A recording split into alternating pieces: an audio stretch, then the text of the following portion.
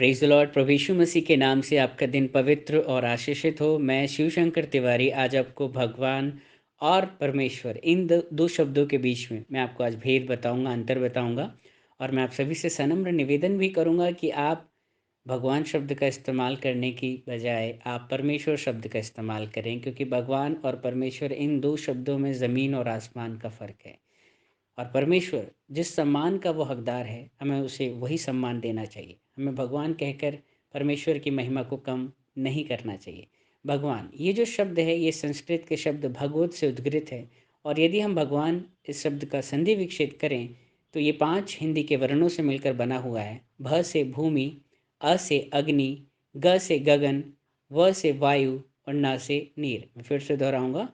भ से भूमि, अ से अग्नि, ग से गगन, व से वायु, न से नीर अर्थात जल। ये पंच तत्वों को डिपिक्ट करता है, ये पंच तत्वों को बताता है। ये परमेश्वर के द्वारा बनाए गए पंच तत्व हैं। ये परमेश्वर के बनाए गए सृष्टियों के वो 5 अंश हैं जिन पर परमेश्वर नियंत्रण करता है। परमेश्वर स्वयं इन पंच तत्वों से मिलकर नहीं बना है।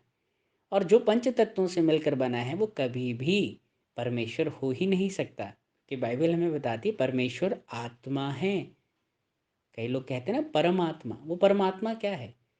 जो सभी प्राणियों की आत्माओं को सृजने वाला, बनाने वाला और उन आत्माओं पर नियंत्रण करने वाला जो परमेश्वर है, वो परमात्मा परमेश्वर, जिसकी आज हमें सच में सच्चे दिल से स्तुति और आराधना करना आवश्यक है।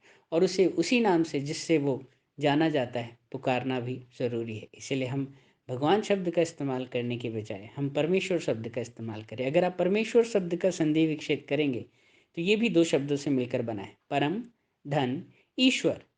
परम प्लस ईश्वर, परमेश्वर। परमेश्वर का मतलब है जो ईश्वरों का ईश्वर है या ईश्वरों का गुरु है, ईश्वरों में श्रेष्ठ है। आप कहेंगे क्या और भी ईश्वर होते हैं यीशु मसीह को छोड़कर? जी नहीं।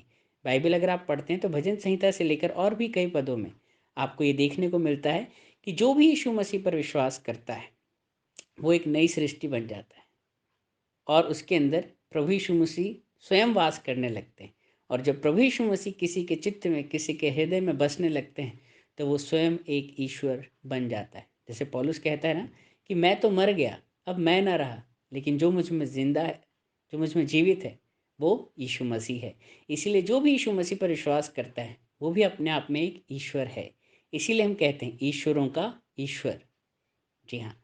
प्रभु यीशु मसीह आपको इन वचनों के द्वारा आशीषित करे और आज से हम निश्चय करें कि हमें भगवान शब्द का इस्तेमाल नहीं करना है, हमें परमेश्वर के नाम से उसका संबोधन करना है। अगर आपकी कोई गवाही या प्रार्थना निवेदन है, आप हमें 6395893171 पे भेज सकते हैं।